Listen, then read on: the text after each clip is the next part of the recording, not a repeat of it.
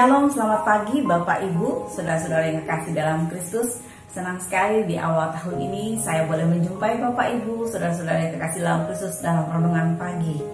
Di awal tahun ini mungkin Bapak Ibu, saudara-saudara semua sudah merancangkan hal-hal apa saja yang akan kita kerjakan di sepanjang tahun 2021.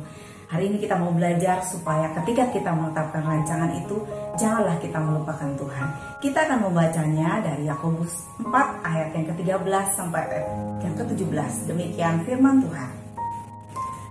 Jangan melupakan Tuhan dalam perencanaan. Jadi sekarang, hai kamu yang berkata hari ini atau besok kami berangkat ke kota Anu, dan di sana kami akan tinggal setahun dan berdagang serta mendapat untung. Sedang kamu tidak tahu apa yang akan terjadi besok. Apakah arti hidupmu? Hidupmu itu seperti uap yang sebentar saja kelihatan lalu lenyap. Sebenarnya kamu harus berkata, jika Tuhan menghendakinya, kami akan hidup dan berbuat ini dan itu. Tetapi sekarang kamu memegahkan diri dalam congkakmu, dan semua kemegahan yang demikian adalah salah. Jadi jika seorang tahu bagaimana ia harus berbuat baik tetapi ia tidak melakukannya, ia berdosa. Jadi mengapa kita harus melibatkan Tuhan dalam perencanaan kita? Di ayat yang ke-13 dan 14 dikatakan, kita tidak akan pernah tahu apa yang terjadi hari esok. Itu sebabnya kita harus mencari tahu kepada Tuhan yang Maha Tahu. Hanya Dia yang Maha Tahu apa yang akan terjadi hari-hari yang esok.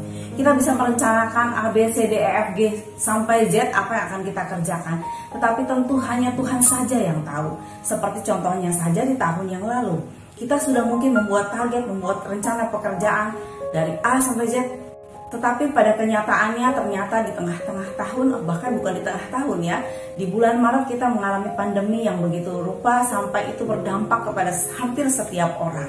Dan itu terjadi sampai berbulan-bulan hingga kini malah ya, masih terjadi. Sesuatu yang tidak kita pikirkan itu bisa saja terjadi, tetapi Dia Tuhan yang Maha Tahu. Itu sebabnya kita harus menyerahkan seluruh rencana kita kepada Tuhan yang Maha Tahu, yang tahu apa yang akan terjadi di hari ke depan. Serahkanlah rencana kita kepada Tuhan. Dikatakan di sini, sedang kamu tidak tahu apa yang akan terjadi hari esok. Apakah arti hidupmu? Hidupmu itu seperti uap yang sebentar saja kelihatan lalu lenyap.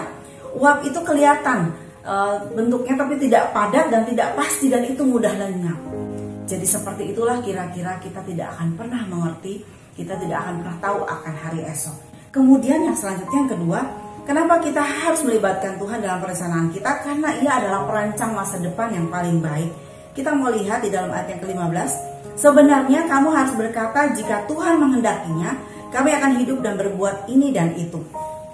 Seharusnya kita merencanakan dan mengerti apa yang Tuhan inginkan dalam kehidupan kita, sehingga rencana kita sesuai dengan kehendaknya. Bagaimana kita bisa mengerti akan kehendaknya? Tentunya kita harus bergaul akrab dengan Dia, dengan setiap hari kita mengadakan pujian penyembahan kepadanya dan merenungkan firman-Nya. Dengan demikian kita akan mengerti apa yang Dia inginkan dalam kehidupan kita, sehingga setiap rencana rancangan kita akan selaras dengan seperti yang Ia inginkan dalam hidup kita. Sebab kita mau apa yang kita kerjakan itu untuk menyukakan hatinya dan untuk menggenapi setiap firman-Nya. Seperti Bapak Gembala katakan bahwa tahun ini adalah tahun pemuritan. Mari kita menjadi murid yang mau belajar kepada guru agung kita, yaitu Tuhan, sehingga kita mengerti apa yang Dia inginkan dalam kehidupan kita. Jangan kita menjadi congkak dan merasa apa yang kita kerjakan itu semua karena kita, tetapi semua karena keterlibatan Tuhan dalam kehidupan kita. Dikatakan tadi di ayat yang ke-16, tetapi sekarang kamu memegahkan diri dalam congkakmu, dan semua kemegahan yang demikian adalah salah. Jadi itu yang tidak dikehendaki oleh Tuhan. Membuat perencanaan membutuhkan satu kerendahan hati kita di hadapan Tuhan, karena apa yang kita rencanakan adalah untuk mensukseskan setiap rencana yang kekal bagi setiap kita. Dan jangan sampai kita tidak melakukannya, karena dikatakan lagi di ayat yang selanjutnya, jadi jika seorang tahu bagaimana ia harus berbuat baik tetapi ia tidak melakukannya, ia berdosa.